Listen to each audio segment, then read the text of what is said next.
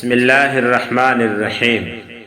آج ہم آپ کو لے چلتے ہیں ہزاروں سال پیچھے ایک عظیم قوم کی سرزمین کی طرف، قوم عاد کی طرف، جو طاقت میں، دولت میں، عمارتوں میں بے مثال تھی۔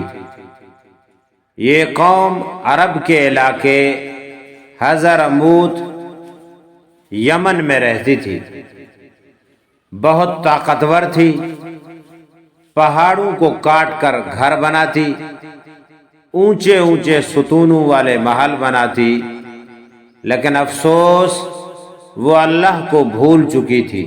ایسے وقت میں اللہ تعالیٰ نے اپنے نبی حضرت ہود علیہ السلام کو بھیجا، ایک سچے، نیک، صابر اور مہربان نبی۔ حضرت ہود علیہ السلام حضرت نوح علیہ السلام کی نسل سے تھے۔ انہیں اللہ نے خاص ہدایت دی، نبوت عطا فرمائی اور حکم دیا اپنی گمراہ قوم کو اللہ کی طرف بلاؤ۔ حضرت ہود علیہ السلام نے دن رات محنت سے اپنی قوم کو سمجھایا، اے میری قوم، اللہ کی عبادت کرو، اس کے سوا کوئی معبود نہیں، کیا تم ڈرتے نہیں؟ سورہ اعراف۔ لیکن قوم نے کہا، اے ہود، تم ہم پر فوقیت نہیں رکھتے، ہم تمہیں جھوٹا سمجھتے ہیں۔ سورہ ہود۔ یہ قوم غرور میں ڈوبی ہوئی تھی، وہ کہتے کون ہم سے زیادہ طاقتور ہے، حالانکہ انہیں پیدا کرنے والا، قوت دینے والا رب ان سے زیادہ طاقتور تھا۔ حضرت ہود علیہ السلام نے کہا، میں اللہ کو گواہ بناتا ہوں اور تم بھی گواہ رہو کہ میں اس سے بیزار ہوں جنہیں تم پوجتے ہو۔ پھر ہوا وہی جو ہر ضدی قوم کے ساتھ ہوتا ہے۔ ایک دن آسمان پر سیاہ بادل نظر آئے، قوم خوش ہوئی، سمجھیے بارش آئے گی، مگر یہ اللہ کا عذاب تھا۔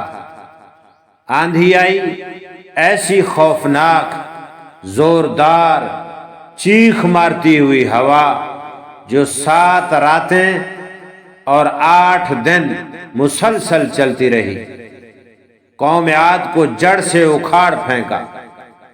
وہ ایسے گر گئے جیسے کھجور کے کھوکھلے تنے ہوں۔ لیکن حضرت ہود علیہ السلام اور ان پر ایمان لانے والے، اللہ تعالیٰ نے انہیں بچا لیا۔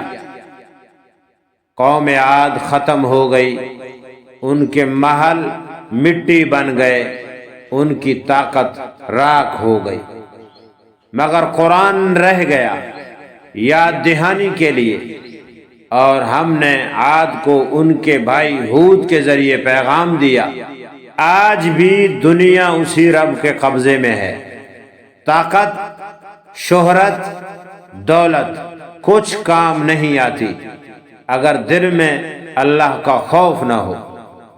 اللہ ہمیں ضدی، نافرمان قوموں سے عبرت لینے کی توفیق دے اور ہود علیہ السلام جیسے سچے نبیوں کے نقش قدم پر چلنے کی ہدایت دے، آمین یا رب العالمین۔ اگر آپ کو یہ ویڈیو پسند آئی ہو تو شیئر کریں تاکہ اور لوگ بھی ہدایت پا سکیں۔